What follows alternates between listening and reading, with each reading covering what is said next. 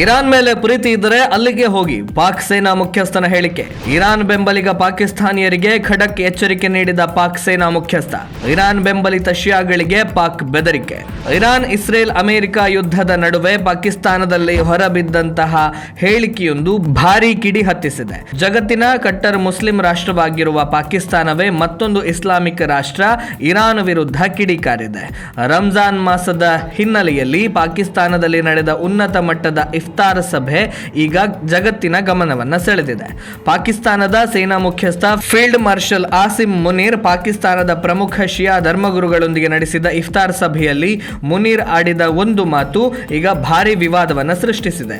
Iran ಪರ ಮೃದು ಧೋರಣೆಯನ್ನು ಹೊಂದಿರುವಂತಹ ಶಿಯಾ ಸಮುದಾಯದವರಿಗೆ ಬೆದರಿಕೆ ನೀಡಿದ ಪಾಕ್ ಸೇನಾ ಮುಖ್ಯಸ್ಥ, ನಿಮಗೆ ಇರಾನ್ ಬಗ್ಗೆ ಅಷ್ಟೊಂದು ಪ್ರೀತಿ ಇದ್ದರೆ ಅಲ್ಲಿಗೆ ಹೋಗಬಹುದು ಎಂದು ಹೇಳಿದ್ದಾರೆ. ಪಾಕ್ ಸೇನಾ ಮುಖ್ಯಸ್ಥನ ಈ ಮಾತುಗಳು ಶಿಯಾ ಸಮುದಾಯವನ್ನ ಕೆರಳಿಸಿದೆ. ಅಲ್ಲದೆ ಒಂದು ಇಸ್ಲಾಂ ರಾಷ್ಟ್ರ ಮತ್ತೊಂದು ಇಸ್ಲಾಂ ರಾಷ್ಟ್ರದ ಪರ ನಿಲ್ಲದಿರುವ ಬಗ್ಗೆ ಶಿಯಾಗಳು ಆಕ್ರೋಶವನ್ನ ವ್ಯಕ್ತಪಡಿಸಿದ್ದಾರೆ.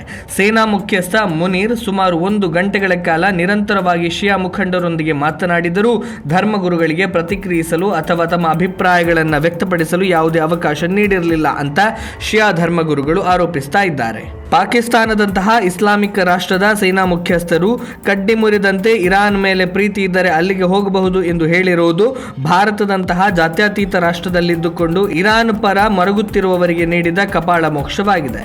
ಇಸ್ಲಾಮಿಕ್ ರಾಷ್ಟ್ರವೊಂದು ಮತ್ತೊಂದು ಇಸ್ಲಾಮಿಕ್ ರಾಷ್ಟ್ರಕ್ಕೆ ಕುಟುಕುತ್ತಿರುವಾಗ ರಾಜಕೀಯ ಲಾಭಕ್ಕಾಗಿ ಇರಾನ್ ಬೆಂಬಲಿಸುವ ಭಾರತೀಯರು ತಮ್ಮ ಯೋಚನಾ ಶಕ್ತಿಯನ್ನು ಬದಲಿಸಿಕೊಳ್ಳುವ ಅವಶ್ಯಕತೆ ಇದೆ.